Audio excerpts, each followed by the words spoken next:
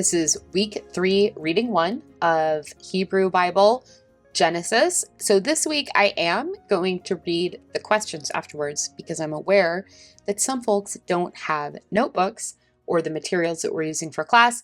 And so this at least will help you do that. If you don't have a notebook, you can start thinking about the information that we're looking for in analyzing these texts. So this is Genesis 15, the first covenant. After this, the word of the Lord came to Abram in a vision. Do not be afraid, Abram. I am your shield, your very great reward. But Abram said, Sovereign Lord, what can you give me, since I remain childless, and the one who will inherit my estate is Eliezer of Damascus? And Abram said, You have given me no children, so a servant in my household will be my heir. Then the word of the Lord came to him. This man will not be your heir, but a son who is your own flesh and blood will be your heir. He took him outside and said, Look up at the sky and count the stars, if indeed you can count them. Then he said to him, So shall your offspring be. Abram believed the Lord, and he credited it to him as righteousness. He also said to him, I am the Lord who brought you out of Ur of the Chaldeans to give you this land to take possession of it. But Abram said, Sovereign Lord, how can I know that I will gain possession of it? So the Lord said to him, Bring me a heifer, a goat, and a ram, each 3 years old, along with a dove and a young pigeon. Abram brought all these things to him, cut them in two, and arranged the halves opposite each other. The birds, however, he did not cut in half. Then the birds of prey came down on the carcasses, but Abram drove them away. As the sun was setting, Abram fell into a deep sleep, and a thick and dreadful darkness came over him. Then the Lord said to him, Know for certain that for 400 years your descendants will be strangers in a country not their own, and that they will be enslaved and mistreated there. But I will punish the nation they serve as slaves, and afterward they will come out with great possessions. You, however, will go to your ancestors in peace and be buried at a good old age. In the 4th generation, your descendants will come back here, for the sin of the Amorites has not yet reached its full measure. When the sun had set and darkness had fallen, a smoking firepot with a blazing torch appeared and passed between the pieces. On that day, the Lord made a covenant with Abram and said, To your descendants I give this land, from the Wadi of Egypt to the great river, the Euphrates, the land of the Kenites, Kenizzites, Cadmonites, Hittites, Perizzites, Rephaites, Amorites, Canaanites, Girgashites, and Jebusites. So here are the questions that follow reading F. Number 1. Which source do you think wrote this passage? Here are some elements that might help you decide if you get stuck. How does God show up? What is God called? And who is making the sacrifices? Number 2. What does God promise Abram? Number 3. Who does God include in this promise? Who is excluded? Number 4, what does Abraham have to do to keep his end of this covenant? I will warn you in filling out these questions that they don't always fit every single piece. The sources sometimes vary. So you may want to look for evidence for and against, like we did in our first class, rather than a concrete, like every checkbox is checked. You're looking for the one that it sounds the most like. Now let's look at reading G, the second covenant, which is Genesis 17. We just read Genesis 15. This is Genesis 17, and this is the covenant from a different source. When Abram was 99 years old, the Lord appeared to him and said, I am God Almighty. Walk before me faithfully and be blameless. Then I will make my covenant between me and you and will greatly increase your numbers. Abram fell face down, and God said to him, As for me, This is my covenant with you. You will be the father of many nations. No longer will you be called Abram. Your name will be Abraham, for I have made you a father of many nations. I will make you very fruitful. I will make nations of you, and kings will come from you. I will establish my covenant as an everlasting covenant between me and you and your descendants after you for the generations to come, to be your God and the God of your descendants after you. The whole land of Canaan, where you now reside as a foreigner, I will give you as an everlasting possession to you and your descendants after you, and I will be their God. Then God said to Abraham, As for you, you must keep my covenant, you and your descendants after you, for the generations to come. This is my covenant with you and your descendants after you, the covenant you are to keep. Every male among you shall be circumcised. You are to undergo circumcision, and it will be a sign of the covenant between me and you. For the generations to come, every male among you who is 8 days old must be circumcised, including those born in your household or bought with money from a foreigner, those who are not your offspring. Whether born in your household or bought with your money, they must be circumcised. My covenant in your flesh is to be an everlasting covenant. Any uncircumcised male who has not been circumcised in the flesh will be cut off from his people. He has broken my covenant.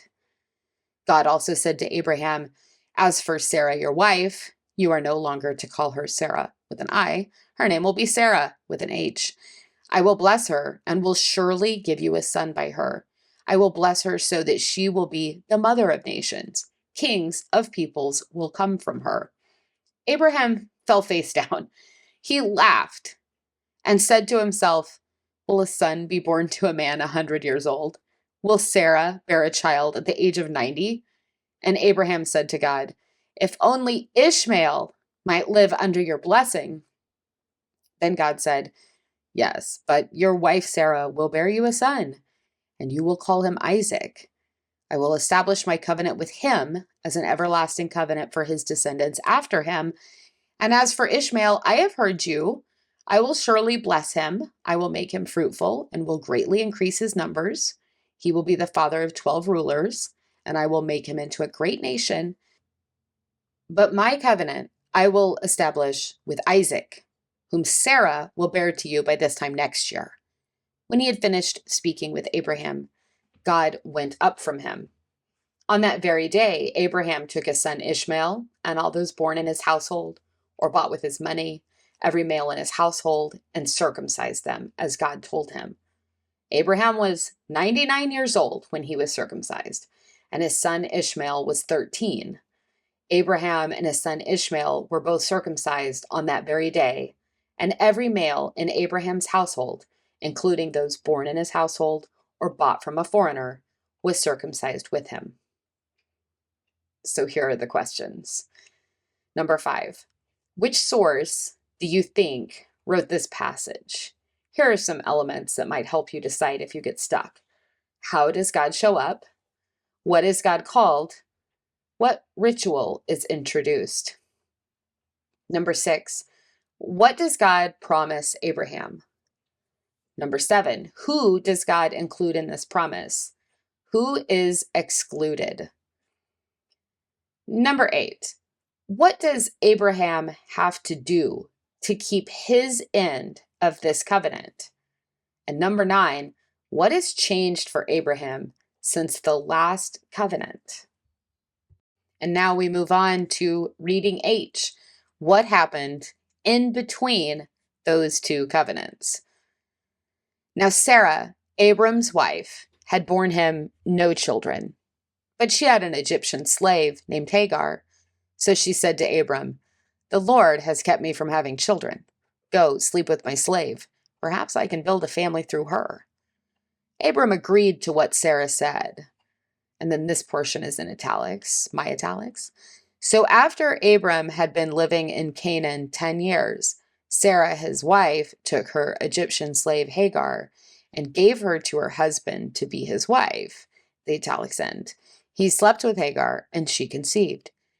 When she knew she was pregnant, she began to despise her mistress. Then Sarah said to Abram, "You are responsible for the wrong I am suffering.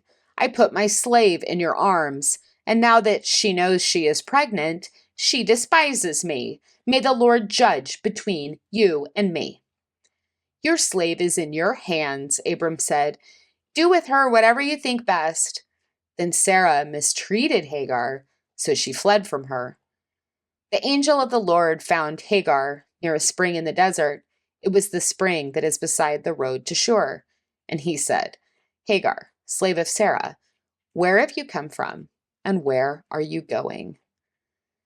"I'm running away from my mistress Sarah," she answered.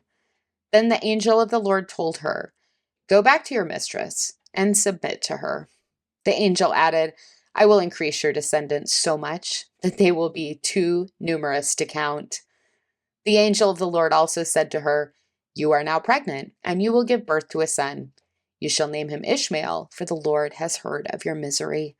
He will be a wild donkey of a man, and his hand will be against everyone, and everyone's hand against him, and he will live in hostility toward all his brothers." She gave this name to the Lord who spoke to her, "You are the God who sees me." For she said, "I have now seen the one who sees me." This is why the well was called Beer Lahai Roi. It is still there between Kadesh and Bered. And then this portion is again in italics. So Hagar bore Abram a son, and Abram gave the name Ishmael to the son she had born. Abram was 86 years old when Hagar bore him Ishmael. And then here are the questions. Number 10, who is the strong character in this story? And who are the weak characters?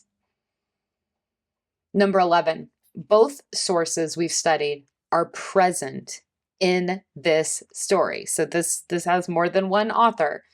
I've left one of them in plain text and put the other author in italics.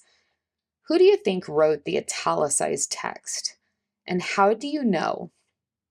Number 12, after reading both covenants and the story that came between them, who do you think the writers of the P source were descendants of? So writers of the P source, were they descendants of Isaac or descendants of Ishmael? Number 13, it is unusual to see God appearing to people through angels in the J source, since God usually shows up in person. Why might God choose to appear through an angel this time? And number 14, remember that the J source has themes of promise and fulfillment, human trial and error, and the created trying to fill the role of the creator. How are these themes present in this story that exists between the covenants in Genesis 15 and Genesis 17? And that's the end of this week's reading.